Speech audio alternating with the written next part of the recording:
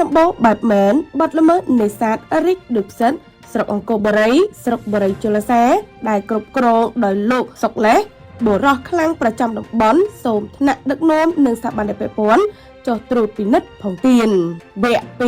2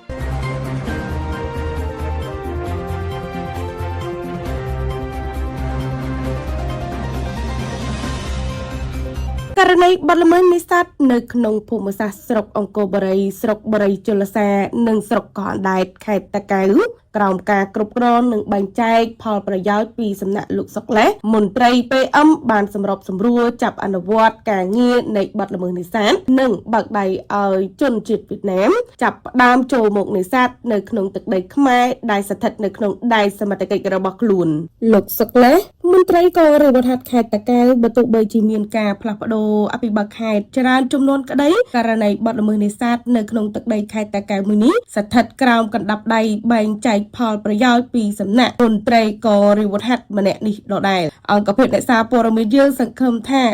ញឹបស្រូន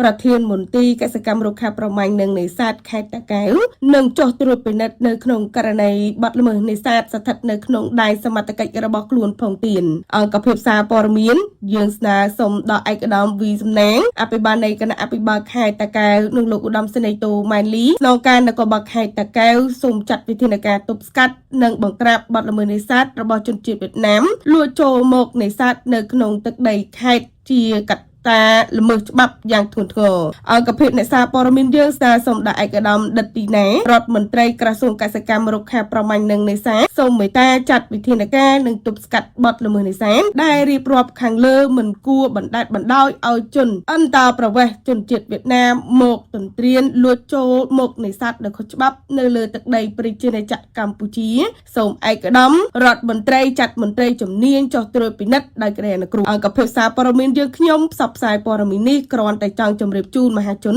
និងថ្នាក់ដឹកនាំជ្រាបជាព័ត៌មានក្នុងព្រឹត្តិការណ៍អ្វីដែលកើតមាននៅក្នុងមូលដ្ឋានតែប៉ុណ្ណោះអង្គភាពគេហទំព័រប្រមាញ់ជាដែន TV យើងគ្រាន់តែជាកញ្ចក់ឆ្លុះបញ្ចាំងរិះគន់នៅក្នុងន័យស្ថាបនា